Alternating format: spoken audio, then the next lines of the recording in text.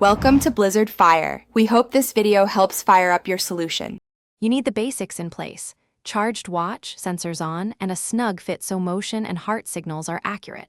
First, open the Noise Watch app and choose Sleep Mode. Tap Start. Once started, the watch will dim screen brightness and silence alerts. This saves battery and reduces disturbances. Make sure Do Not Disturb is enabled on the paired phone as well, because notifications can still interrupt tracking. Now move into bed. The device begins logging automatically within 5 minutes. Once sleep mode is active, fine-tune the settings to match your routine.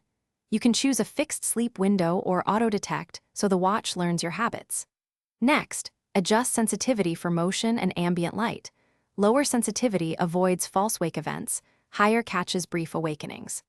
Turn on REM and snore detection if you want stage data, and enable ambient noise logging to evaluate environmental disruptions. These choices change battery use and data granularity, so balance detail versus runtime to suit your needs. To finish, stop sleep mode manually when you wake or rely on auto end at your scheduled wake time. Make sure to sync the watch to the phone immediately so full sleep stages and noise logs upload. This gives actionable insights.